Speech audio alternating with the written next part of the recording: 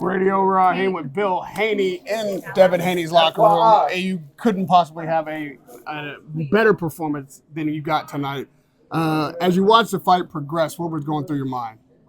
Don't down him. We got to crown him. Right? We talked about this. Are you ready to crown Devin as the #1 fighter in boxing after that performance? I mean, he is a two-division world champion. Undisputed champion at 135. I think he made a statement tonight. What was the statement that you wanted to make? That he is the #1 fighter on the planet.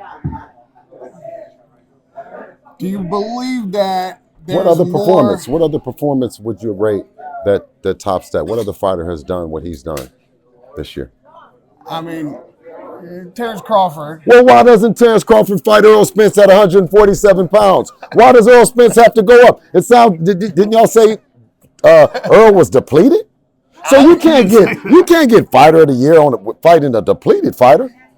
Lomachenko was 100% healthy and Regis Prograis was 100% healthy. Those are two great wins with no excuses tied to them. Radio. Now, don't forget we have a question that was left on the table until after the fight. I said, are you going to pursue clearing out the 140-pound division, or was this just a belt grab? Are we going back for the money at 35? Did anybody tweet anything? Is anybody looking for that right now? Or have you heard? Is anybody looking for him? I think right now people might be looking for him because he's not only an exciting fighter, but a two-time world champion, and there's some money in it. People want the check. Radio, let me tell you, anybody can get it. After that performance, I'm saying, bar none, he's the best fighter on the planet. Listen, what does he need to do? You've seen everything. But this man put him in the driver's seat now. Who? Devin. He can decide what he wants to do. What does he want to do? He wants the biggest. It makes the biggest and the best fights happen. That's what I know that he wants to do. He wants to make the biggest and the best fights happen. Where is the biggest and the best fights available? After that kind of performance, I think he's bringing the money to the table. We have a Teofimo Lopez fight that we might be looking at. We have a Mario Barrios at 147 pounds. We have a Keith Thurman. I think, I've heard from him. What's happening, Keith? What did you think about that? I think Keith said that he was going to be looking at the fight. Wait, so you've heard from Keith? Yeah. He wants a fight. Huh? Yeah, call him. That's what he said. He said he wanted it. And we're looking at moving up yet another weight division to 147 pounds next time out. Yeah, why not? Why not? Ask me, why not? Why wouldn't he?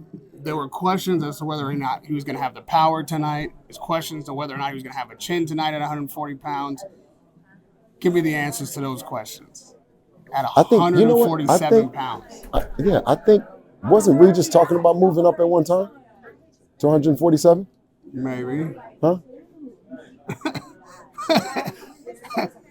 Yeah, well, that'll show you right there. With levels above the 140 pounders. Was he more comfortable tonight at 140 than you've seen him at 35? Absolutely. Like I said, radio, the sky's the limit for this guy. You know what I mean? He's only getting better and better. That's the scary part about it.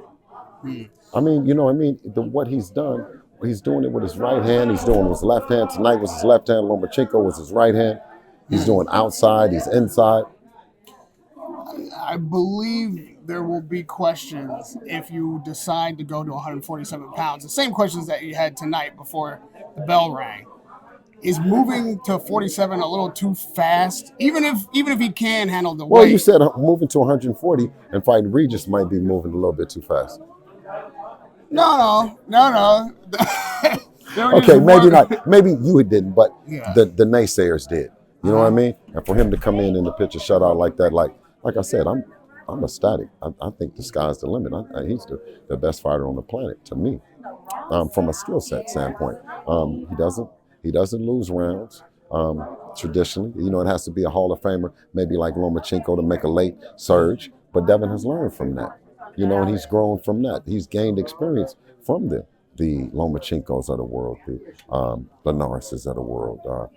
Those fights, you learn something. You grow. And I think this fight with Regis Prograis, it showed his maturity on an elite level, when you got your foot on a guy's neck, you don't let up.